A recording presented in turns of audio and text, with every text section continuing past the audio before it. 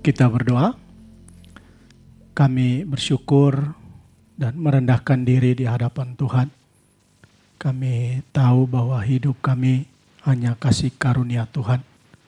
Dan kami perlu Tuhan, perlu firman Tuhan dalam hidup kami semua. Untuk membimbing, menuntun hidup kami sehingga lebih dekat di hadapan Tuhan dan lebih menjadi berkat bagi banyak orang. Tuhan, saat ini kami sama-sama mau belajar firman Tuhan. Tuhan tolong kami, Tuhan berkati, sehingga firman Allah menjadi bagian dalam hidup kami. Hamba sadari, hamba lemah, tapi Tuhan sembunyikan hamba di belakang salib Tuhan. Sehingga firman yang sebentar kami renungkan, Tuhan Yesus saja dipermuliakan. Terima kasih Bapa, ini doa kami mau merenungkan firman Tuhan. Berbicaralah bagi kami semua. Di dalam nama Tuhan Yesus kami berdoa. Amin. Silakan duduk Bapak Ibu, Shalom. Saya sangat bersyukur dan ini satu anugerah Tuhan.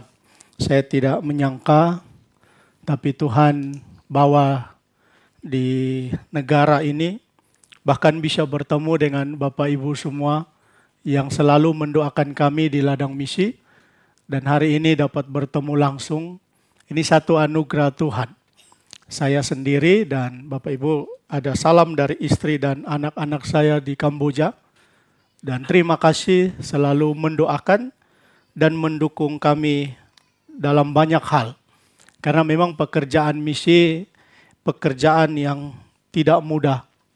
Pekerjaan yang dilakukan tidak sendiri. Dan memerlukan banyak orang terlibat untuk menjangkau jiwa-jiwa yang terhilang. Bapak Ibu yang dikasihi Tuhan, sebelum kita merenungkan firman Tuhan, saya mau ajak jemaat Tuhan ke Kamboja dulu. Jadi jangan hanya saya sendiri ke Kamboja, kita sama-sama ke Kamboja. Saya ada catat sedikit bahasa Kamboja. Jadi jika Bapak Ibu ke Kamboja, sudah tahu sedikit-sedikit.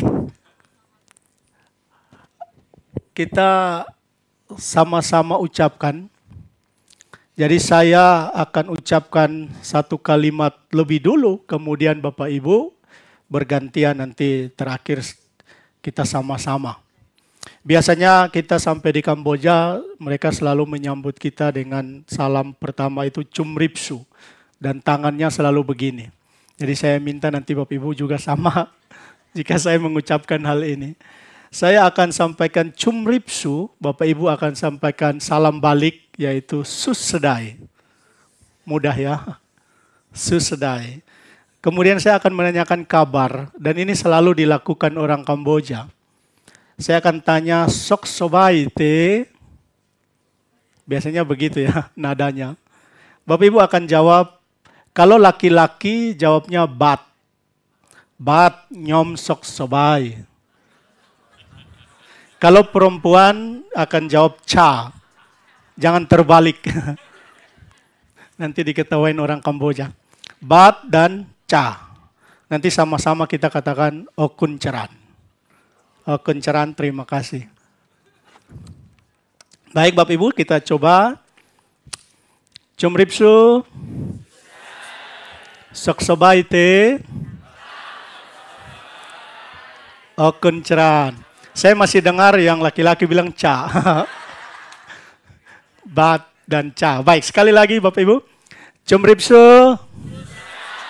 Soksobai te. Okun. Terima kasih Bapak Ibu, kita sudah sampai Kamboja mendarat dengan aman. Bapak Ibu yang dikasihi Tuhan, mari kita buka satu bagian firman Tuhan dari Lukas pasal ke-19 ayat 1 sampai ayat yang ke-10. Saya baca ayat pertama, Bapak Ibu ayat kedua bergantian, nanti ayat 10 kita bersama-sama. Lukas pasal 19 Ayat 1 saya baca. Yesus masuk ke kota Yeriko dan berjalan terus melintasi kota itu.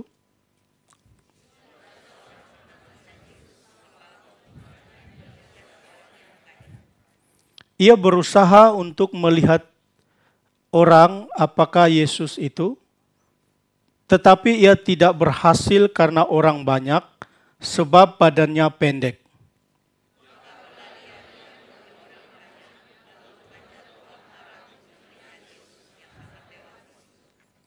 Ketika Yesus sampai ke tempat itu, ia melihat ke atas dan berkata, "Sakeus, segeralah turun, sebab hari ini aku harus menumpang di rumahmu."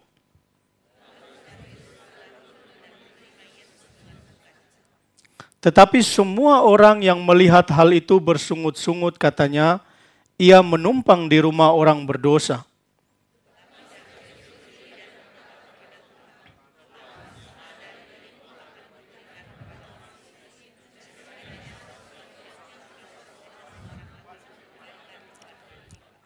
Kata Yesus kepadanya, "Hari ini telah terjadi keselamatan kepada rumah ini, karena orang ini pun anak Abraham. Sebab anak manusia datang untuk mencari dan menyelamatkan yang hilang." Ayat 10 saya baca untuk kita. Sebab anak manusia datang untuk mencari dan menyelamatkan yang hilang. Bapak Ibu yang dikasihi Tuhan, tema kita mencari, boleh ke slide? Ya, terima kasih Pak. Ya, mencari yang terhilang. Jika sesuatu yang berharga yang kita punya dan pasti hilang dan mungkin hilang, mungkin kita akan mencari dan berusaha untuk mendapatkan hal itu. Sesuatu yang kita anggap berharga, kita berusaha dengan sekuat tenaga, pikiran, apapun itu kita lakukan untuk bisa mendapatkan kembali yang berharga itu.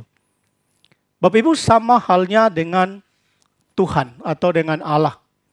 Bagaimana manusia itu terhilang dan manusia itu berharga di hadapan Tuhan, menjadi kesayangan Allah sehingga dia mengasihi manusia, dia rela datang ke dunia mencari manusia yang terhilang itu.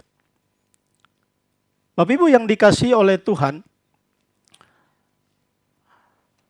ada 3 respon terhadap keterhilangan.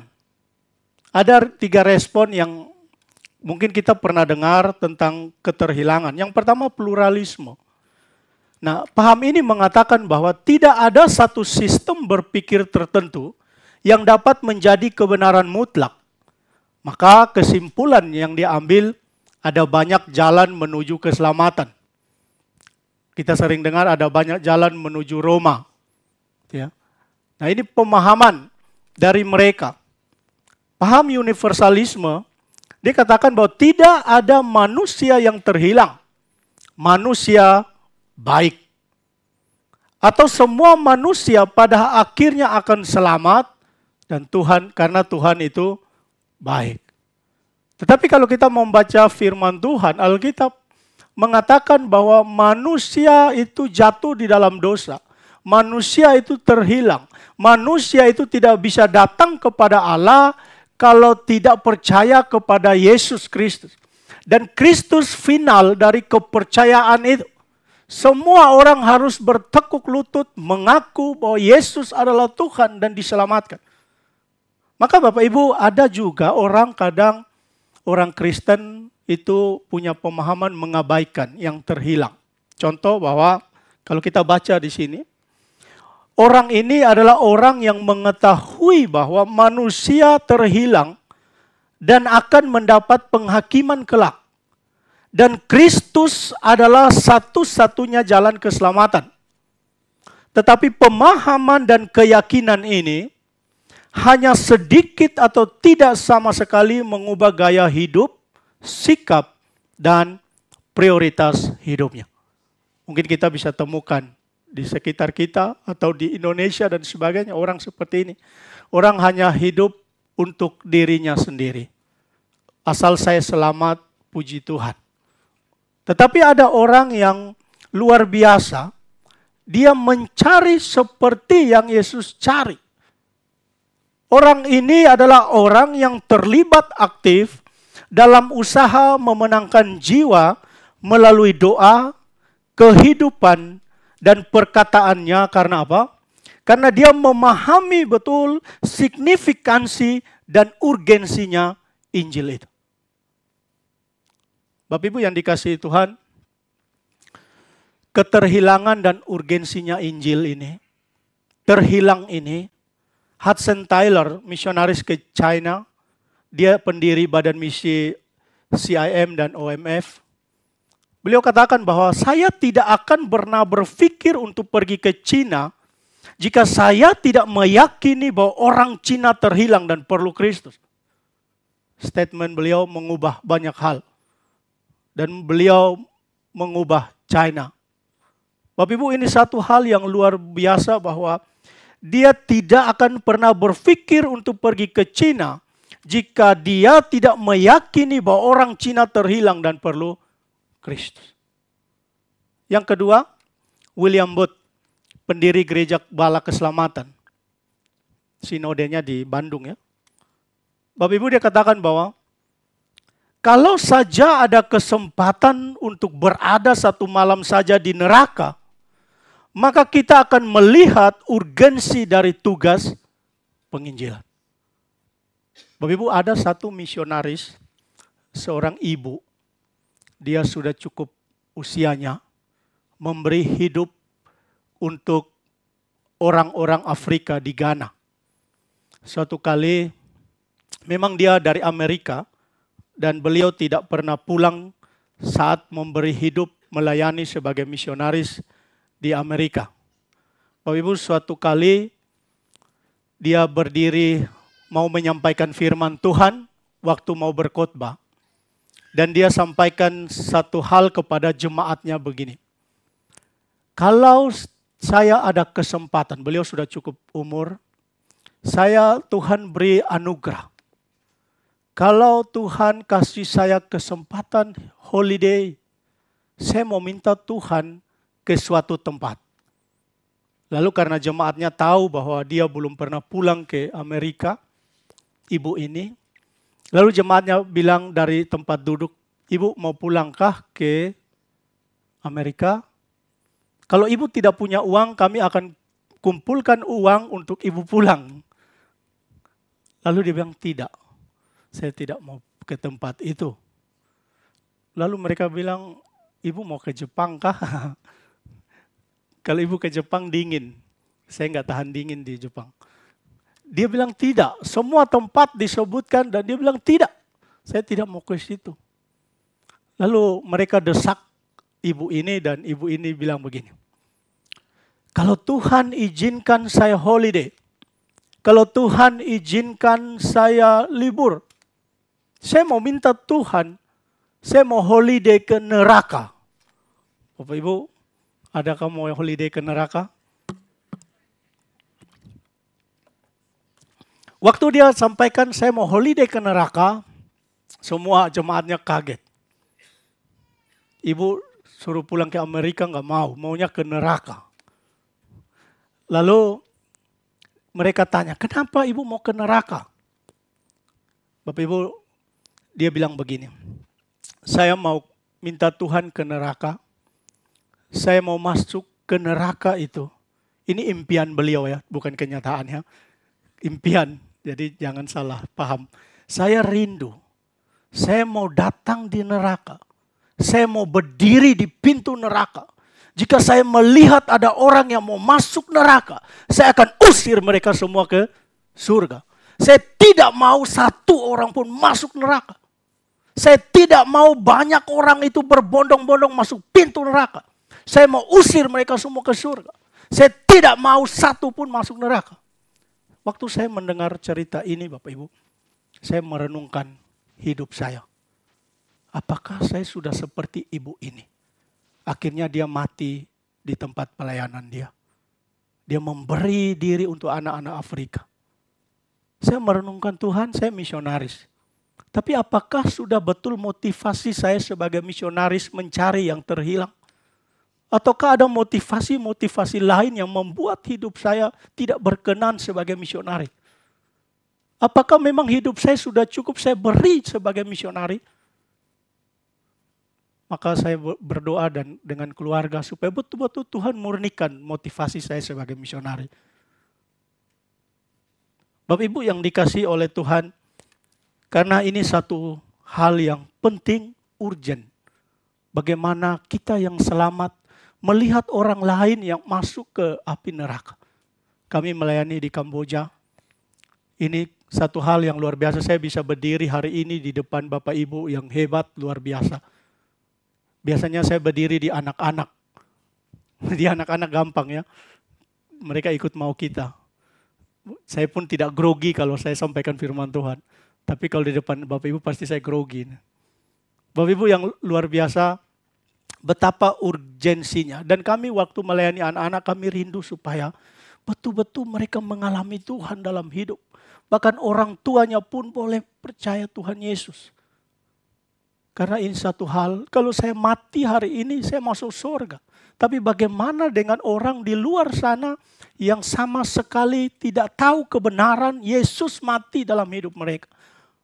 Maka William Booth katakan bahwa kalau saja ada satu kesempatan untuk berada satu malam saja di neraka, maka kita akan melihat urgensi dari tugas penginjilan itu. Bapak Ibu yang dikasihi oleh Tuhan, masalah keterhilangan ini Yesus memberi teladan bagi kita. Seperti Sakeus. Dikatakan bahwa sebab anak manusia datang untuk mencari dan menyelamatkan yang hilang. Maka Bapak Ibu kita membahas firman Tuhan ini melihat. Sakeus arti namanya itu tulus, bersih, suci. Tetapi kalau kita baca sepanjang Alkitab, nama yang diberi kepada dia, mungkin orang tuanya beri kepada Sakeus, tidak seperti kerinduan dari orang tua. Bapak Ibu, nama saya Ishak Ibrahim Builima, bukan Abraham ya, Ibrahim. Nama sebelah, nama agama sebelah. Saya pun tidak tahu kenapa bapak saya namakan saya begitu. Lalu saya tanya kenapa nama saya Ishak Ibrahim Builima. Bapak saya pun sebenarnya namanya sama kayak saya, Ishak Ibrahim Builima. Jadi nama saya nama saya itu nama beliau. Jadi Bapak Ibu kalau ke Kupang, ke desa saya tanya mau ketemu Pak Ishak Ibrahim Builima, nanti mereka sudah meninggal. Padahal saya masih hidup nih. Maka itulah kalau Facebook saya itu namanya Adi. Jadi abang saya Pak Ayub, mereka abang-abang menamakan saya Adi. Karena takutnya nanti kalau panggil Ishak orang tua juga nyaut. Gitu. Kurang ajar. Akhirnya Adi. Karena orang Kupang pun kalau Adi itu terakhir ya. Adi. Artinya bahwa mungkin kerinduan keluarga saya, bapak dan mama, rindu supaya Ishak ini seperti Ishak dalam Alkitab. Gitu ya. Tetapi pada kenyataannya Ishak seperti itu tidak ada dalam diri saya dulu. Gitu ya. Saya tidak punya cita-cita jadi hamba Tuhan. Sekolah teologi. Saya masuk sekolah teologi pun saya dijebak oleh Pak Ayub. Akhirnya jadi Bapak Ibu bisa tanya, pasti dia bilang iya. Saya dijebak karena dulu hidup saya kacau di Kupang. Karena saya dalam zona katak dalam tempurung ya, hidup. Dan akhirnya saya ke Jakarta dijebak dan sekolah teologi di ATI. Saya dilayani dan saya bertobat, saya masuk ke ATI. Dan akhirnya jadi hamba Tuhan. Dan lebih luar biasa lagi Tuhan panggil khusus menjadi misionari. Dan memang perjalanan hidup itu kadang naik turun ya. Mungkin orang tua berpikir langsung jadi seperti arti nama, tapi tidak juga. Maka saya juga melihat kehidupan itu seperti kehidupan Sakeus ini. Tuh, awal dikasih nama yang bagus, tapi pada kenyataannya tidak temu seperti itu. Nah Bapak Ibu yang dikasih oleh Tuhan, Sakeus seorang kepala pemungut cukai. Seorang pemimpin yang mengepalai semua pemungut cukai. Itu Sakeus, kerjaannya. Dan dikatakan bahwa Sakeus seorang yang kaya, orang yang banyak mengumpulkan harta. Ini orang kaya pada zaman itu. Dan orang ini, Sakeus, dia mempunyai rasa keingintahuan yang besar karena dia pernah dengar Yesus gitu ya. Dia pernah dengar Yesus dan dia ingin mengetahui siapa itu Yesus. Tapi saya percaya bahwa Sakeus dipilih karena kasih karunia Tuhan. Tuhan yang menemukan dia. Sehingga dia mengalami Tuhan dalam hidupnya. Bapak Ibu yang dikasihi oleh Tuhan, maka keterhilangan Sakeus ini, ungkapan yang hilang ayat 10 itu, yang kehilangan arah, maka dia mengalami bahaya maut. Maka saya melihat di sini bahwa Sakeus, dia mengalami keterhilangan dalam dua hal. Segi kehidupan, sosial dan sebagainya. Ia kehilangan arah sebab dianggap berkhianat kepada bangsanya dan bekerja bagi bangsa Romawi yang menjajah bangsa Yahudi. Sehingga dia dibenci pada saat itu. Dia terhilang dari bangsanya sendiri. Dan dia perlu ditolong. Kemudian dari segi rohani, ia kehilangan arah sebab ia orang berdosa yang terus berbuat dosa dan sehingga Sakeus perlu diselamatkan. Maka ia dikasihi Allah. Segi kehidupan sosial dia dibenci. Tapi segi kehidupan rohaninya dia dikasihi oleh Allah. Bapak Ibu yang dikasihi Tuhan. Maka saya melihat bahwa saat Yesus berjumpa dengan Sakeus. Saat Yesus menemukan Sakeus yang terhilang itu. Ada perubahan-perubahan yang terjadi sehingga yang terhilang itu ditemukan. Maka yang pertama Bapak Ibu saya melihat bahwa Sakeus saat ditemukan Tuhan, dia mengalami yang pertama kepastian keselamatan itu. Kata Yesus kepadanya, firman Tuhan kata ayat 9, hari ini telah terjadi keselamatan kepada rumah ini karena orang ini pun anak Abraham. Luar biasa, anak Abraham. Yesus mencari keturunan Abraham, anak-anak Abraham yang terhilang itu. Dan Sakeus salah satunya. Bapak Ibu, keyakinan kepastian keselamatan ketika menyambut Yesus secara pribadi. Dia mengalami kepastian keselamatan. Sebelum berjumpa Tuhan Yesus, Sakeus memang kaya tetapi tidak berbahagia. Dia kesepian karena tidak banyak orang mau berteman dengan dia. Sakeus seringkali dilabelkan sebagai orang berdosa. Kadang begitu ya manusia kalau lihat orang berdosa langsung kamu orang berdosa. Tetapi berbeda dengan Yesus yang mencari yang terhilang. Bapak Ibu, saya punya pengalaman saya dan istri. Biasanya kalau di World Partners, di WP, kita satu periode itu 4 tahun ke ladang misi dan periode kelima kita cuti. Nah periode pertama, tahun pertama kita harus belajar bahasa suku setempat ya. Jadi saya belajar bahasa Khmer, bahasa Kamboja 1 tahun di ibu kota sebelum masuk ke provinsi Siem Reap tempat kami melayani. Saat saya selesai belajar 1 tahun, kami harus masuk ke daerah yang kami layani. Dan di daerah tempat kami tinggal itu tidak ada orang Indonesia, hanya kami saja.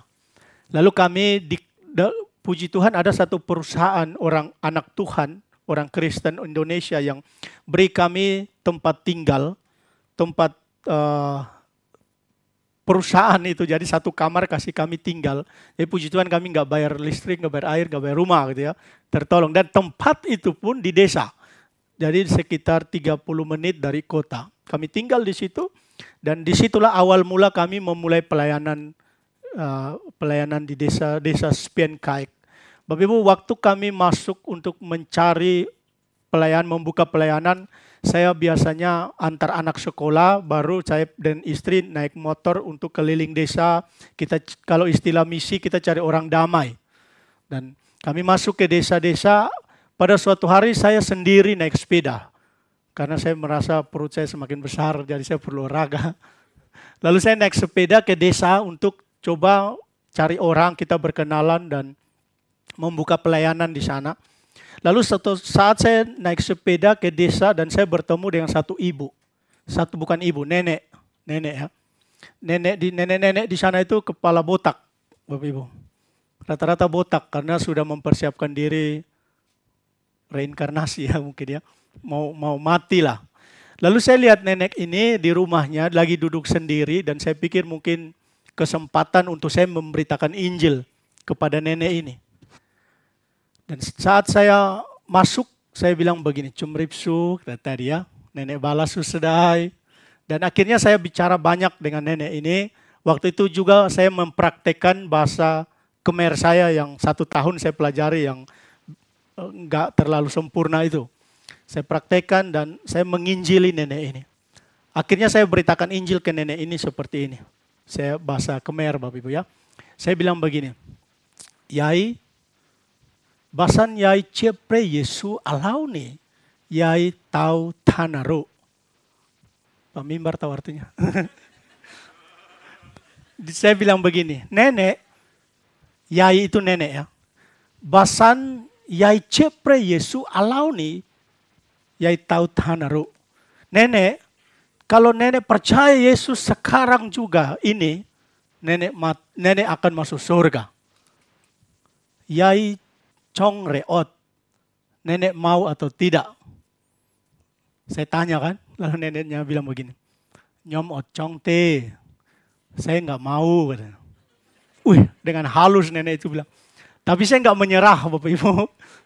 Saya ulang lagi, Yai, basan Yai cepre Yesu alau ni, Yai slap, Yai tahu tanaru te. Saya bilang begini, Yai, kalau nenek percaya Yesus dan nenek mati sekarang, langsung saya pakai kata mati nih. Saya langsung ancam itu. Nenek mati hari ini, sekarang ini, nenek percaya nenek masuk surga. Yai Chong reot, nenek mau enggak? Kata. Lalu nenek, Nyom Chong te, katanya. Dia udah marah juga itu. Bapak Ibu, nadanya udah naik juga. Saya juga tekan, dia nadanya naik. 3 kali saya bilang ke beliau. Terakhir dia bilang, Nyom Chong. Dia tidak mau. Akhirnya ya firman Tuhan bilang kalau ditolak ya kebaskan debu ya Bapak Ibu. Saya kebaskan debu lah karena memang debu banyak di Kamboja.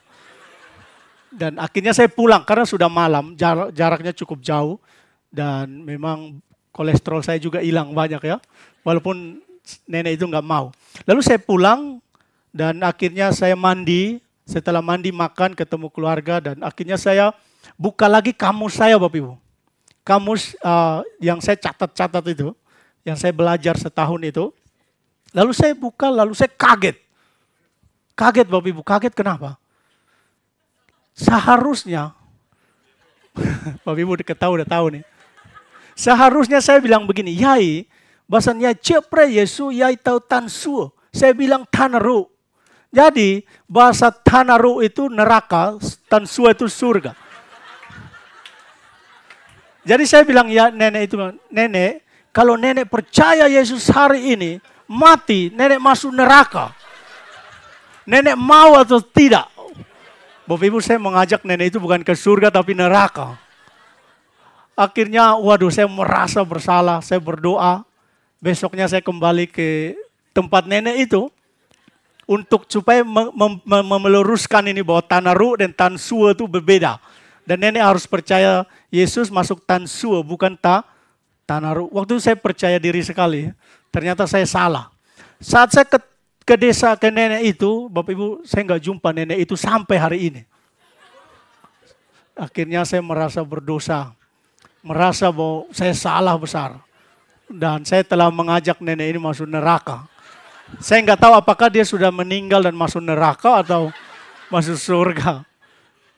Bapak Ibu, dari situ saya dan keluarga belajar supaya betul-betul belajar bahasa. Karena memang bahasa Alkitab sangat susah. Bahasa Kamboja, bahasa Alkitab bukan familiar ya. Orang rata-rata Buddha dan tidak pernah mendengar tentang Roh Kudus dan sebagainya. Dan ini kalimat-kalimat yang perlu kita pelajari sungguh-sungguh supaya bisa memberitakan Injil kepada mereka. Maka waktu itu saya bertekad supaya tidak mengajak orang masuk neraka lagi, tapi betul-betul masuk surga. Karena Yesus memerintahkan itu kepada kita. Maka Bapak Ibu yang dikasihi Tuhan, Sakeus pun mengalami hal yang sama. Yang kedua, Sakeus mengalami sukacita. Sukacita sejati dikatakan. Lalu Sakeus segera turun dan menerima Yesus dengan sukacita. Bapak Ibu yang dikasihi Tuhan, kata sukacita dalam bahasa Yunani itu kara, yang berasal dari kata charis atau rahmat Allah. Jadi yang mengerjakan sukacita dalam hidup itu adalah rahmat Allah atau kasih karunia.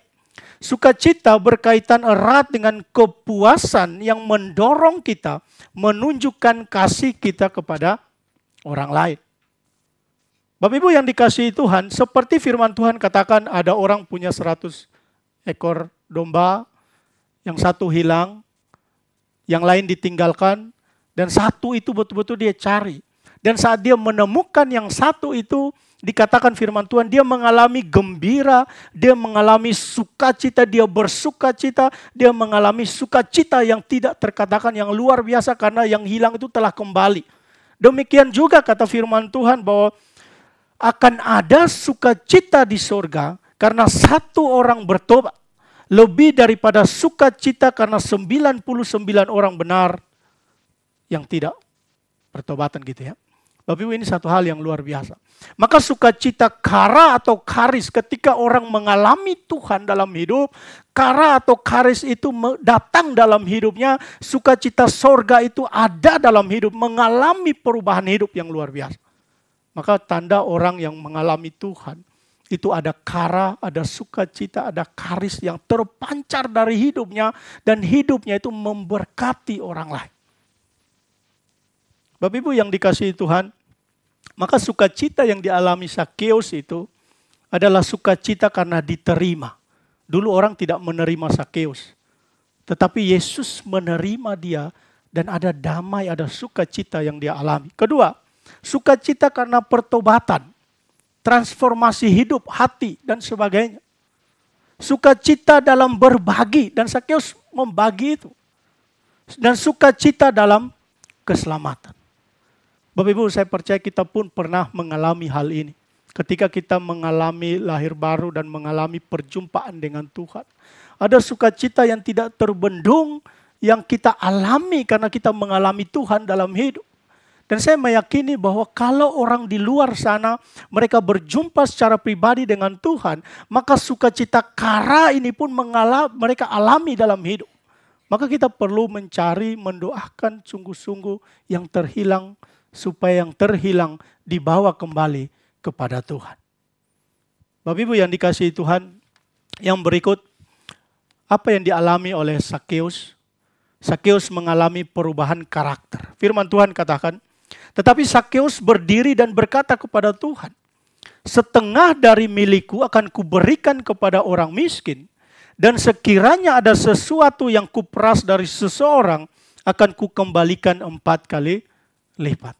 Nah, Sakeus adalah orang yang telah mencapai puncak profesi gitu ya. Itu mungkin yang dia idam-idamkan.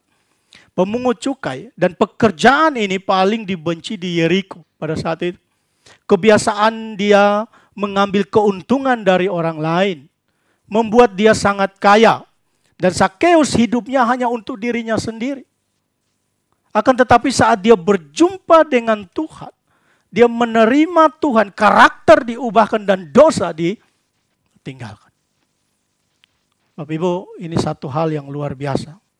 Bahwa sebaik-baiknya orang, kalau dia belum mengalami Tuhan Yesus dalam hidup, dia tetap mengalami api penghukuman itu. Dia sudah baik, apalagi kalau dia sudah mengalami Tuhan, dia sudah percaya, dia lebih luar biasa lagi. Maka saya lihat perbedaan Kamboja dengan Jepang itu antara bumi dan langit ya. Dari segi apapun kalah Kamboja. Gitu. Tetapi ada satu perbedaan. Sama-sama belum kenal Yesus. Banyak orang belum kenal Yesus. Maka kita perlu memberitakan Injil supaya mereka pun mengalami perubahan karakter dalam hidup. Baik dimanapun kita berada, suku-suku yang belum mengenal Tuhan kita doakan. Nah Bapak Ibu, itu yang ketiga. Yang keempat, Sakeus mengalami perubahan pandangan hidup. Yang keempat. Firman Tuhan sama ya, dikatakan bahwa Sakeus berdiri dan berkata kepada Tuhan, setengah dari milikku akan kuberikan kepada orang miskin, dan sekiranya ada sesuatu yang kuperas dari seseorang akan kukembalikan 4 kali lipat. Bapak Ibu, kalau kita perhatikan ini, Sakeus ditetapkan untuk melakukan lebih jauh yang dituntut oleh hukum Taurat. Dengan perbuatannya dia menunjukkan bahwa dia seorang yang diubahkan Tuhan. Nah Bapak Ibu, kalau kita perhatikan Keluaran pasal 22 ayat 1. Perampasan sengaja dengan kekerasan itu dikembalikan 4 kali lipat. Kedua, perampasan biasa dan tidak dapat diperbaiki lagi maka dibayar 2 kali lipat. Tapi apa kata Sakeus? Setengah dari milikku akan kuberikan kepada orang miskin, dan sekiranya ada sesuatu yang kuperas dari seseorang akan kukembalikan 4 kali lipat. Maka dia memberi melebihi tuntutan hukum Taurat. Semuanya kalau bisa dia beri untuk Tuhan. Ini tanda-tanda orang mengalami Tuhan dalam hidup. Dia tidak pelit lagi. Gitu ya. Uang bukan segalanya lagi bagi Sakeus. Dulu uang segalanya bagi Sakeus.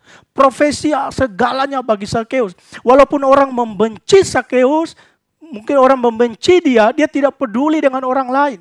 Asalkan dia senang, asalkan dia kaya, asalkan dia sebagainya. Dan prioritas hidup itu orientasinya hanya uang. Uang, dan uang. Tetapi saat dia mengalami Tuhan, dia bisa beri jauh dari hukum Taurat tentukan itu. Artinya ini tanda-tanda Sakeus mengalami Tuhan. Maka doa saya Bapak Ibu dan doa kita semua bahwa banyak orang di luar sana yang terhilang. Kita bisa lihat dari karakter hidupnya dan sebagainya. Maka kita perlu mencari yang dicari oleh Tuhan. Bapak Ibu yang dikasihi Tuhan, Tuhan memberi teladan kepada kita. Yesus datang mencari Sakeus, keturunan Abraham yang terhilang itu. Dan firman Tuhan katakan Galatia 3 ayat 29. Jikalau kamu adalah mirip Kristus, kita, maka kamu juga adalah keturunan Abraham dan berhak menerima janji Allah itu. Tuhan sudah temukan kita. Tuhan sudah bawa kita. Kita sudah menjadi orang percaya seperti Sakeus. Maka ada satu tanggung jawab yang Tuhan beri untuk kita. Lukas pasal 24 ayat 44 sampai 47 kita baca di situ bahwa Yesus datang ke dunia menanggung dosa manusia. Ada pekerjaan yang Yesus telah lakukan dan selesai dilakukan gitu ya. Dikatakan dia bangkit, dia harus datang di dunia menderita, bangkit dari kematian, menanggung dosa manusia di kayu salib, dan Yesus melakukan itu telah selesai. Tetapi ada satu tanggung jawab firman Tuhan katakan, dan lagi dalam namanya berita tentang pertobatan dan pengampunan dosa harus disampaikan kepada segala bangsa. Dan pekerjaan ini belum selesai sampai hari ini. Bapak Ibu yang dikasihi Tuhan, masih banyak dunia ini terhilang orang-orang yang belum mengalami Tuhan, yang perlu kita jangkau, kita doakan sama-sama supaya mereka datang kepada Tuhan. Mereka adalah orang-orang terhilang yang harus diketemukan oleh orang percaya. Maka kalau bicara Indonesia, kita di Asia Tenggara, masih ada 637 suku terabaikan yang perlu kita doakan. Di Jepang, Asia Timur ada 455 suku terabaikan. Di Asia Timur secara khusus masih begitu banyak suku bangsa yang belum mendengar, belum percaya kepada Tuhan Yesus. Dan ini tanggung jawab kita. Maka gereja, orang percaya diberi kesempatan untuk opportunity untuk mengalami ini, untuk bisa mencari yang terabaikan. Maka Bapak Ibu, coba kalau kita yang sudah ikut kursus Kairos, mungkin kita pernah mendengar ini bahwa kadang banyak di Indonesia pekerja lintas budaya gitu ya, hamba-hamba Tuhan, tamatan sekolah teologi, itu kebanyakan dikirim di suku yang sudah mendengar Injil, di gereja. Tetapi sedikit sekali menjadi misionaris. Dan itu dikatakan hanya berapa persen itu? 20%. Maka ada ketidakseimbangan. Seharusnya prioritas mencari yang terhilang lebih banyak 80% di suku-suku terabaikan supaya yang terhilang itu boleh diketemukan. Kemudian untuk keuangan kita tahu Kalau riset menunjukkan bahwa orang kaya itu orang Kristen gitu ya. Dan gereja di Indonesia pun dimanapun banyak uangnya gitu. Contoh. Tetapi ya misi garis depan ini berbeda dengan gereja GI3 ya. Bagaimana pendapatan untuk memberi, menjangkau yang terhilang itu pun tidak menjadi prioritas gereja. Bukan hanya itu, bahwa kalau kita lihat terjemahan Alkitab, masih banyak suku bangsa yang juga belum memiliki Alkitab dalam bahasa mereka sendiri. Sedangkan Alkitab dalam terjemahan bahasa Inggris itu banyak versi. Nah, apakah ini adil? Tentu tidak. Karena yang membutuhkan, yang terhilang itu harus diketemukan oleh kita. Kemudian kalau kita lihat ke toko buku Kristen di Indonesia, saya tidak tahu di Jepang, di Indonesia kita masuk, kebanyakan toko buku hanya menulis tentang memberkati diri sendiri. 100 kiat hidup sukses. Tapi tidak banyak menulis tentang pergilah, jadikanlah segala suku bangsa murid Kristus. Tidak ada buku atau khotbah-khotbah Kristen yang menggerakkan orang lain untuk pergi menjangkau yang terhilang. Maka Bapak Ibu yang dikasihi, ini tugas kita bersama. Kita berdoa, kita menjangkau, kita berdoa juga untuk orang-orang percaya sehingga betul-betul juga mengalami Tuhan. Karena orang yang sudah mengalami Tuhan, pasti dia tidak tahan untuk tidak melayani Tuhan. Maka kita berdoa supaya betul-betul mereka menemukan yang dirindukan Tuhan dan pergi menjadi berkat bagi banyak orang. Maka Bapak Ibu, firman Tuhan dari Roma 10 katakan bahwa bagaimana mereka dapat berseru kepadanya jika mereka tidak percaya kepada Dia? Bagaimana mereka dapat percaya kepada Dia jika mereka tidak mendengar tentang Dia? Bagaimana mereka mendengar tentang Dia jika tidak ada yang memberitakannya? Dan bagaimana mereka dapat memberitakannya jika mereka tidak diutus? Ini tanggung jawab kita sama-sama, bahwa banyak orang memerlukan kasih Kristus. Maka jika kita terus setia, Bapak Ibu, mengambil bagian mencari yang terhilang, maka semakin banyak orang bisa berjumpa dan hidup diubahkan Tuhan. Mereka mengalami kepastian keselamatan, mereka mengalami sukacita dari sorga itu, mereka karakter diubahkan Tuhan, dan cara pandangnya pun diubahkan. Saya percaya Bapak Ibu pun pasti mengalami hal yang sama. Ketika kita berjumpa dengan Tuhan, karakter-karakter ini menandai hidup kita sebagai orang percaya. Nah, kalau kita sudah pastikan hidup kita tidak terhilang lagi, maka tugas kita mencari yang terhilang.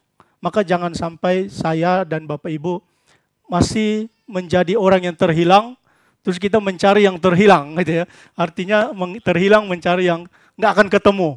Ibarat saya ke sini terus saya hilang di kereta gitu ya. Bapak Ibu yang dikasihi Tuhan, ini firman Tuhan bagi kita pagi hari ini, bahwa kita belajar dari Yesus.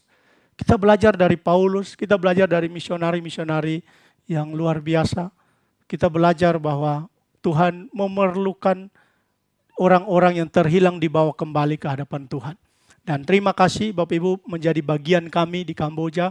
Kita sama-sama mencari yang dicari oleh Tuhan. Dan biarlah firman Tuhan ini menjadi bagian kita semua. Kita terus bergandeng tangan untuk menjadi berkat bagi banyak orang.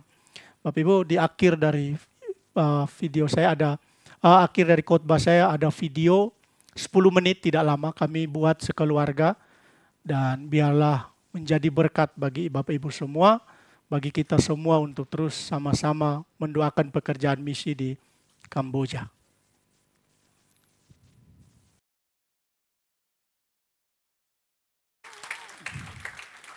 Sebelum saya turun dari mimbar ini, kami sekeluarga ada bawa kenang-kenangan tanda kasih. Dan tanda kasih ini tidak seberapa, tapi kami rindu untuk jika Bapak Ibu melihat tanda kasih ini, terus ingat kami dalam doa. Maka mungkin saya minta Bapak Pendeta Atsumi, Bapak Pendeta Mimbar, dan juga bidang misi, bidang marturia, boleh ke depan dan saya akan memberi tanda kasih. Kain kroma, sorry. Ini kain orang Kamboja. Kain ini biasanya kasih kepada orang yang kita kasihi, dan mungkin di mana di sini.